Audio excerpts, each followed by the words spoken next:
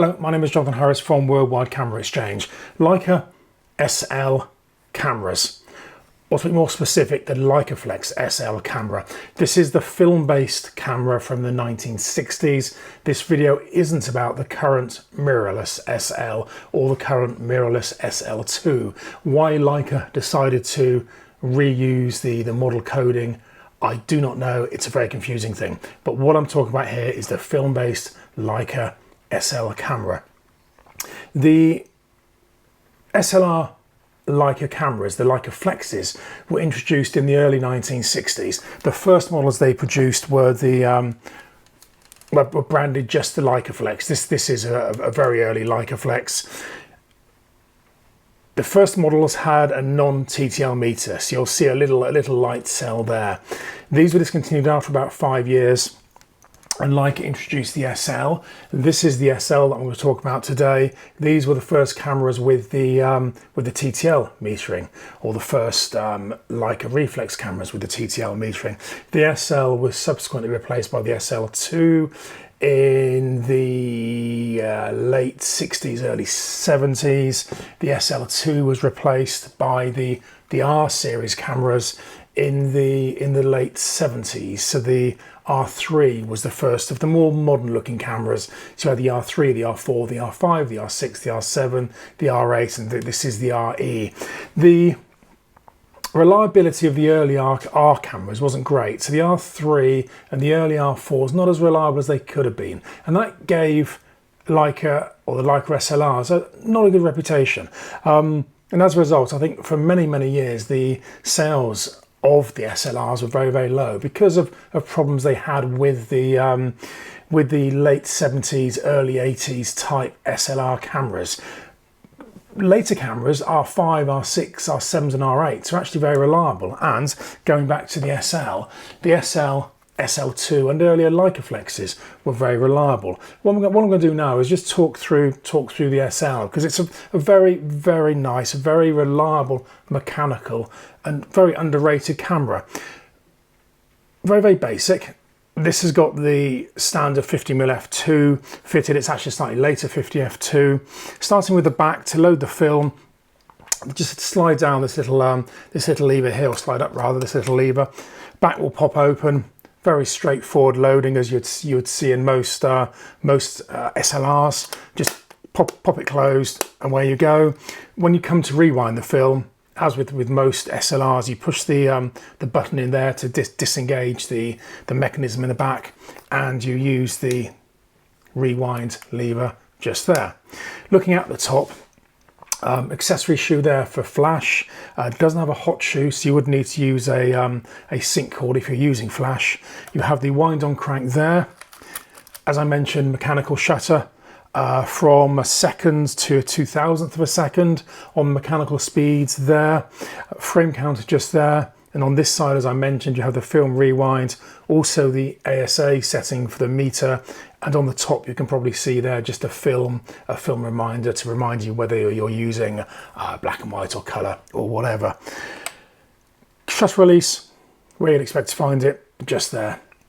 Looking at the front, you have the self timer just there. You have that little black post that's just sticking up there. That's the depth of field preview, and just there is the lens release. Now the Leica mount, the Leica reflex mount, hasn't physically changed since they introduced the very first Leicaflex cameras, but what they did do was to update the metering. So you'll see, if you're looking at lenses, I'm not going to go into a great amount of detail here, but if you look at lenses, you'll see them advertised as 1 cam, 2 cam and 3 cam and 3rd cam, and also ROM. Now the 1 cam lenses had a single cam just in here. The cam is a lifting device which just couples with the meter in the camera. If you're using the very early cameras, that's the first Leicaflex cameras, you would need 1 cam lenses. If you're using the SL or SL2, you'd need 2 cam lenses. If you're using the later R series cameras, you would need 3 cam lenses, or a modification of the 3 cam lens is the 3rd cam lens, which only has the third cam. So a 3-cam lens has cam 1, cam 2, cam 3. A third cam lens only has the third cam. So a third cam lens will only work on these cameras. It won't work on the SL or the Leicaflex because they need the first and second cam.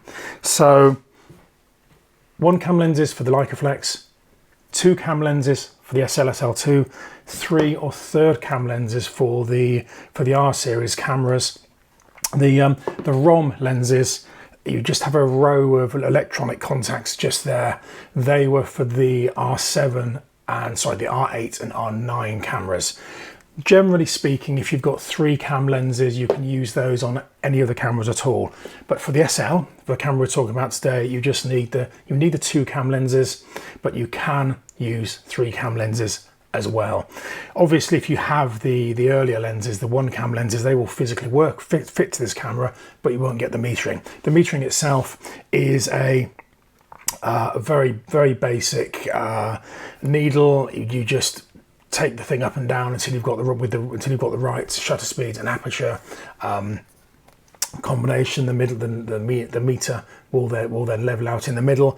If you want to check the meter and the battery, that's that little black button there. Just press that and the meter in the viewfinder just flips down to show you that the power in the battery is good.